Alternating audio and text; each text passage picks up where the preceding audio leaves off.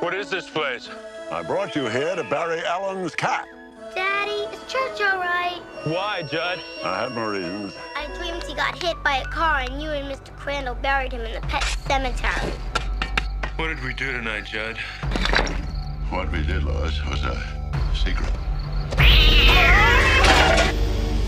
May the Lord bless you and keep you. Has anyone ever buried a person up there? May the Lord make his face to shine upon you. You're thinking thoughts best not thought out. Daddy's gonna do something really bad. You're thinking of putting him up there. Don't deny the thought hadn't crossed your mind. Come back to me, Gage. Come back to us.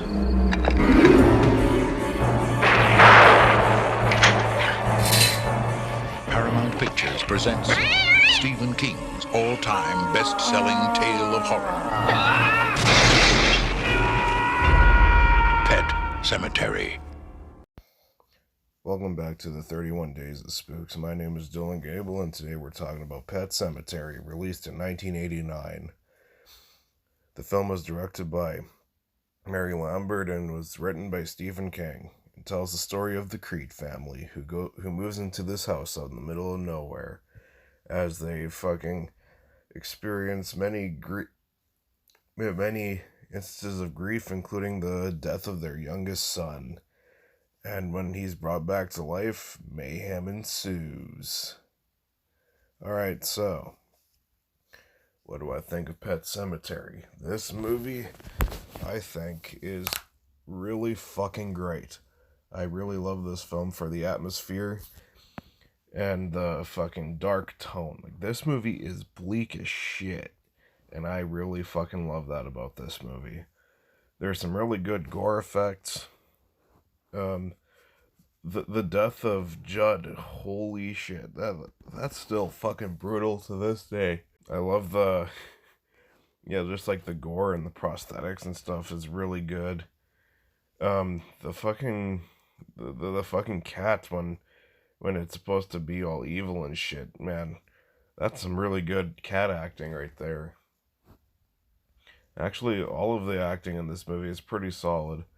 The old man who plays Judd is by far the best. Man, he really gives the best performance in this film. And yeah, like the dark tone of this film, like this movie's bleak.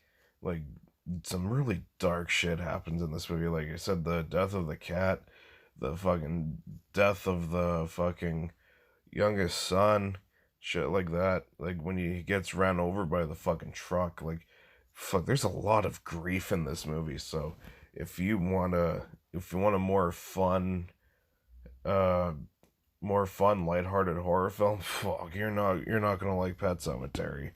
This movie is dark, like in terms of subject matter and tone. Is there any problems with this film? I mean, the child acting isn't very good, I'll say that. The child acting isn't very good, and this movie does get kind of cheesy towards the final act.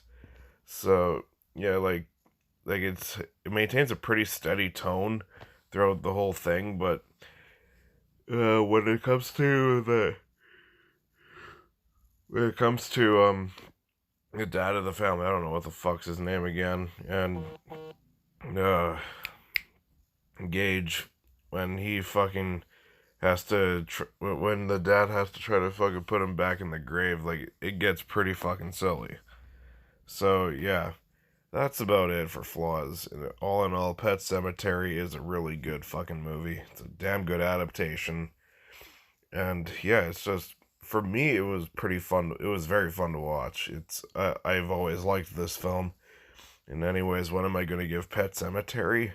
I'm going to give it an A-.